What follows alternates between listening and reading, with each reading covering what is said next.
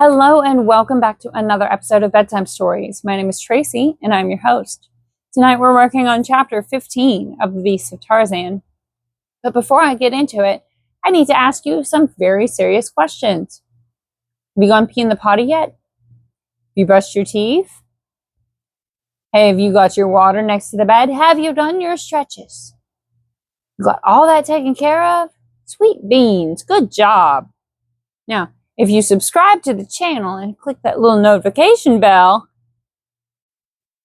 even better. But you don't have to. I'm not going to make you. You can listen without subscribing. It's totally fine. I'm not an authoritarian. I ain't going to tell you what to do. So this chapter is chapter 15. This is Down the Ugambi. Are you ready? You got all that stuff taken care of already? You were so good. So good. Great job. All right, let's go. Halfway between the Ugambi and the village of the Mugambi, Tarzan came upon the pack moving slowly along his old spoor. Ugambi could scarce believe that the trail of the Russian and the mate of his savage master had passed so close to that of the pack. It seemed incredible that two human beings should have come so close to them without having been detected by some of the marvelously keen and alert beasts. But Tarzan pointed out the spoor of the two he trailed, and at certain points the black could see that the man and the woman must have been in hiding as the pack passed them, watching every move of the ferocious creatures. It had been apparent to Tarzan from the first that Jane and Rokoff were not traveling together. The spoor showed distinctly that the young woman had been a considerable distance ahead of the Russian at first, though the farther the ape-man continued along the trail, the more obvious it became that the man was rapidly overhauling his quarry. At first there had been the spoor of wild beasts over the footprints of Jane Clayton, while upon the top of all Rokoff's spoor showed that he had passed over the trail after the animals had left their records upon the ground. But later there were fewer and fewer animal imprints occurring between those of Jane's and the Russian's feet, until as he approached the river, the ape-man became aware that Rokoff could not have been more than a few hundred yards behind the girl. He felt they must be close ahead of him now, and with a little thrill of expectation he leapt rapidly forward ahead of the pack. Swinging swiftly through the trees, he came out upon the riverbank at the very point at which Rokoff had overhauled Jane as she endeavored to launch the cumbersome dugout. In the mud along the bank, the ape-man saw the footprints of the two he sought, but there was neither boat nor people there when he arrived, nor at first glance any sign of their whereabouts. It was plain that they had shoved off a native canoe and embarked upon the bosom of the stream, but as the ape-man's eye ran swiftly down the course of the river beneath the shadows of the overarching trees he saw in the distance, just as it rounded a bend that shut it off from his view, a drifting dugout in the stern of which was the figure of a man. Just as the pack came in sight of the river, they saw their agile leader racing down the river's bank, leaping from hummock to hummock of the swampy ground that spread between them and the little promontory which rose just where the river curved inward from their sight. To follow him, it was necessary for the heavy, cumbersome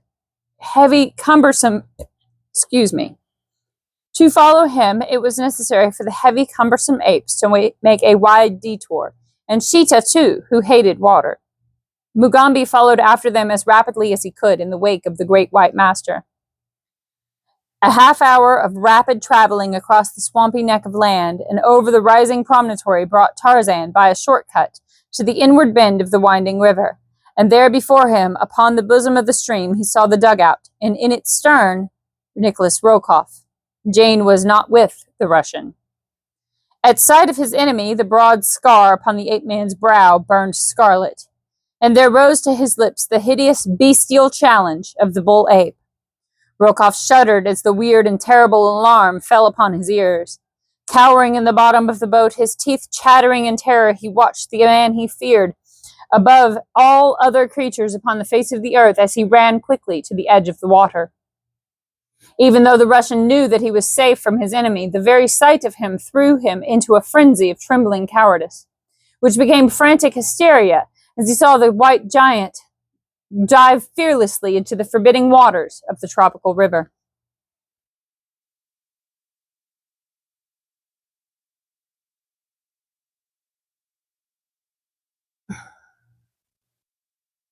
With steady, powerful strokes, the ape-man forged out into the stream toward the drifting dugout. Now Rokoff seized one of the paddles lying in the bottom of the craft, and with terror-wide eyes, still glued upon the living death that pursued him, struck out madly in an effort to augment the speed of the unwieldy canoe. And from the opposite bank, a sinister ripple, unseen by either man, moved steadily toward the half-naked swimmer. Tarzan had reached the stern of the craft at last. One hand upstretched grasped the gunwale. Rokoff sat frozen with fear, unable to move a hand or foot, his eyes riveted upon the face of his nemesis. I have a moth. How fun. Sorry, I'm a little winded. I had to go rescue my palms from a bit of a rainstorm. It came a gully washer. All of a sudden, there came a gully washer, and Mama had to rescue.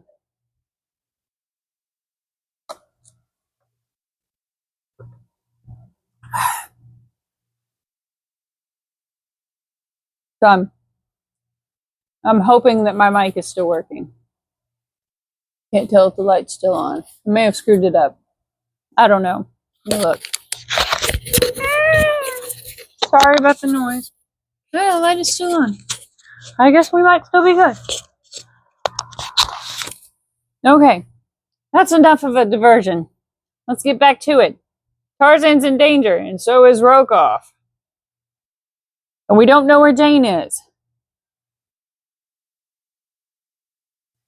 Then a sudden commotion in the water behind the swimmer caught his attention. He saw the ripple, and he knew what caused it. At the same instant, Tarzan felt mighty jaws close upon his right leg. He tried to struggle free and raise himself over the side of the boat. His efforts would have succeeded had not this unexpected interruption galvanized the malign brain of the Russian into instant action with its sudden promise of deliverance and revenge. Like a venomous snake, the man leapt toward the stern of the boat, and with a single swift blow struck Tarzan across the head with the heavy paddle. The ape-man's fingers slipped from their hold upon the gunwale. There was a short struggle at the surface, and then a swirl of waters, a little eddy, and a burst of bubbles, soon smoothed out by the flowing current, marked for the instant the spot where Tarzan of the Apes, lord of the jungle, disappeared from the sight of men beneath the gloomy waters of the dark and forbidding Ugambi. Weak from terror, Rokoff sank shuddering into the bottom of the dugout. For a moment he could not realize the good fortune that had befallen him. All that he could see was the figure of a silent, struggling white man disappearing beneath the surface of the river to unthinkable death in the slimy mud at the bottom. Slowly, all that it meant to him filtered into the mind of the Russian, and then a cruel smile of relief and triumph touched his lips. But it was short-lived, for just as he was congratulating himself that he was now comparatively safe to proceed upon his way to the coast unmolested, a mighty pandemonium rose from the riverbank close by. As his eyes sought the authors of the frightful sound, he saw standing upon the shore, glaring at him with hate-filled eyes, a devil-faced panther surrounded by the hideous apes of Akut, and in the forefront of them a giant black warrior who shook his fist at him, threatening him with terrible death. The nightmare of that flight down the Ugambi, with the hideous horde racing after him by day and by night, now abreast of him, now lost in the mazes of the jungle, far behind for hours and once for a whole day, only to appear again upon his trail, grim, relentless, and terrible, reduced the Russian from a strong and robust man to an emaciated, white-haired, fear-gibbering thing, or ever the bay and ocean broke upon his helpless vision. Past populous villages he had fled. Time and again warriors had put out in their canoes to intercept him, but each time the hideous horde had swept into view to send the terrified natives shrieking back to the shore to lose themselves in the jungle. Nowhere in his flight had he seen aught of Jane Clayton. Not once had his eyes rested upon her since that moment at the river's brim his hand had closed upon the rope attached to the bow of her dugout, and he had believed her safely in his power again, only to be thwarted an instant later as the girl snatched up a heavy express rifle from the bottom of the craft and leveled it full at his breast. Quickly he had dropped the rope then and seen her float away beyond his reach. But a moment later he had been racing upstream toward a little tributary in the mouth of which was hidden the canoe in which he and his party had come thus far upon their journey in pursuit of the girl and Anderson. What had become of her? There seemed little doubt in the Russian's mind, however, that she had been captured by warriors from one of the several villages she would have been compelled to pass on her way down to the sea. Well, he was at least rid of most of his human enemies. But at that, he would gladly have had them all back in the land of the living, could he thus have been freed from the menace of the frightful creatures who pursued him with awful relentlessness, screaming and growling at him every time he came within sight of them. The one that filled him with the greatest terror was the panther, the flaming-eyed, devil-faced panther whose grinning jaws gaped wide at him by day, and whose fiery orbs gleamed wickedly out across the water from the Cimmerian blackness of the jungle nights. The sight of the mouth of the Ugambi filled Rokoff with renewed hope, for there, upon the yellow waters of the bay, floated the Kincaid at anchor. He had sent the little steamer away to coal while he was gone up the river, leaving Paulvitch in charge of her, and he could have cried aloud in his relief as he saw that she had returned in time to save him. Frantically, he alternately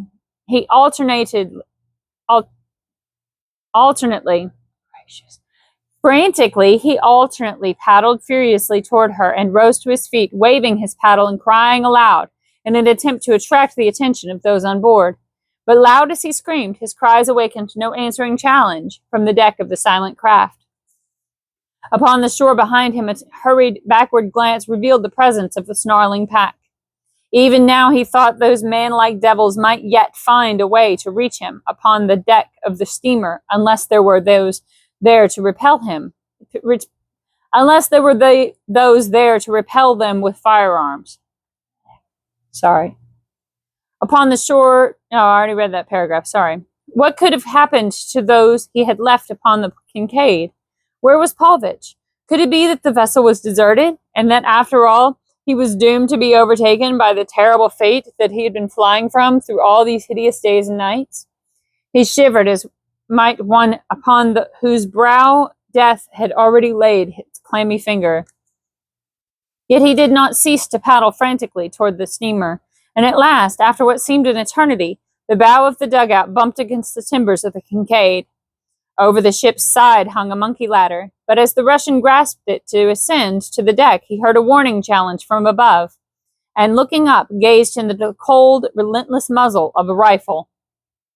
After Jane Clayton, with rifle leveled at the breast of Rokoff, had succeeded in holding him off until the dugout in which she had taken refuge had drifted out upon the bosom of the Ugambi beyond the man's reach, she had lost no time in paddling for the swiftest sweep of the channel, nor did she for long days and weary nights cease to hold her craft to the most rapidly moving part of the river, except when during the hottest hours of the day she had been wont to drift as the current would take her, lying prone in the bottom of the canoe, her face sheltered from the sun with a great palm leaf.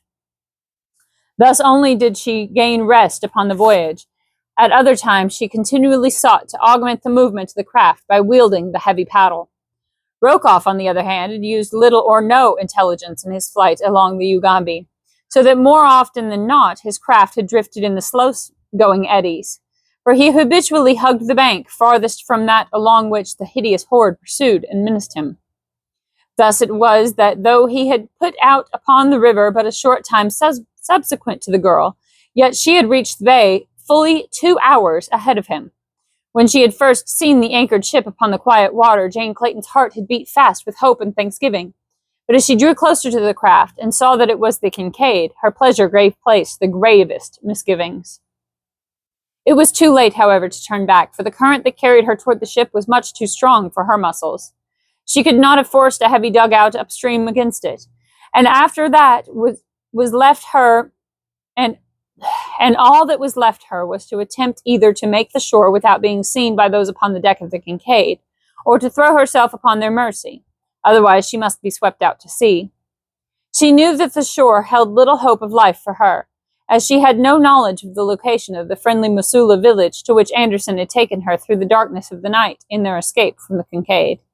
With Rokoff away from the steamer, it might be possible that by offering those in charge a large reward, they could be induced to carry her to the nearest civilized port. It was worth risking, if she could make the steamer at all. The current was bearing her swiftly down the river, and she found that only by dint of the utmost exertion could she direct the awkward craft toward the vicinity of the Kincaid. Having reached the decision to board the steamer, she now looked to it for aid, but to her surprise the decks appeared to be empty, and she saw no sign of life aboard the ship. The dugout was drawing closer and closer to the bow of the vessel, and yet no hail came over the side from any lookout aboard. In a moment more, Jane realized she would be swept beyond the steamer, and then, unless they lowered a boat to rescue her, she would be carried far out to sea by the current and the swift ebb tide that was running. The young woman called loudly for assistance, but there was no reply other than the shrill scream of some savage beast upon the jungle-shrouded shore. Frantically, Jane wielded the paddle in an effort to carry her craft close alongside to the steamer. For a moment it seemed that she should miss her goal by but a few feet, but at the last moment the canoe swung close beneath the steamer's bow, and Jane barely managed to grasp the anchor chain. Heroically, she clung to the heavy iron links, almost dragged from the canoe by the strain of the current upon her craft. Beyond her, she saw a monkey ladder dangling over the steamer's side. To release her hold upon the chain and chance clambering to the ladder as her canoe was swept beneath it seemed beyond the pale of possibility, yet to remain clinging to the anchor chain appeared equally as futile. Finally, her glance chanced to fall upon the rope in the bow of the dugout, and making one end of this fast to the chain, she succeeded in drifting the canoe slowly down until it lay directly beneath the ladder. A moment later, her rifle slung about her shoulder, she had clambered safely to the deserted deck. Her first task was to explore the ship, and this she did, her rifle ready for instant use should she meet with any human menace aboard the Kincaid. She was not long in discovering the cause of the apparently deserted condition of the steamer, for in the forecastle she found the sailors, who had evidently been left to guard the ship, deep in drunken slumber. With a shudder of disgust, she clambered above, and to the best of her ability closed and made fast the hatch above the heads of the sleeping guard. Next she sought the galley and food, and having appeased her hunger, she took her place on deck, determined that none should board the Kincaid without first having agreed to her demands. For an hour or so nothing appeared upon the surface of the river to cause her alarm, but then about a bend upstream she saw a canoe appear in which sat a single figure. It had not proceeded far in her direction before she recognized the occupant as Rokoff, and when the fellow attempted to board, he found a rifle staring him in the face. When the Russian discovered who it was that repelled his advance, he became furious, cursing and threatening in a most horrible manner, but finding that these tactics failed to frighten or move the girl, he at last fell to pleading and promising. Jane had but a single reply for his every proposition, and that was that nothing would ever persuade her to permit Rokoff upon the same vessel with her, that she would put her threats into action and shoot him should he persist in his endeavor to board the ship, he was convinced.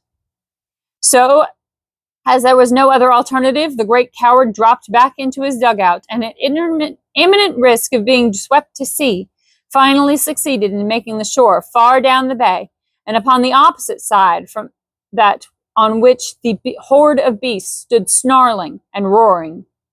Jane Clayton knew that the fellow could not alone and unaided bring his heavy craft back upstream to the Kincaid, and so she had no further fear of an attack by him. The hideous crew upon the shore she thought she recognized as the same that had passed her in the jungle far up the Ugambi several days before, for it seemed quite beyond reason that there should be more than one such a strangely assorted pack. But what had brought them downstream to the mouth of the river, she could not imagine. Toward the day's close, the girl was suddenly alarmed by the shouting of the Russian from the opposite bank of the stream, and a moment later, following the direction of his gaze, she was terrified to see a ship's boat approaching from upstream, in which she felt assured there could be only members of the Kincaid's missing crew, only heartless ruffians and enemies. And that's the end of chapter 15. Very exciting, wasn't it? Good night. Sleep tight. Don't let the bedbugs bite. And if they do, you bite them back. I love you so very much. Sweet dreams.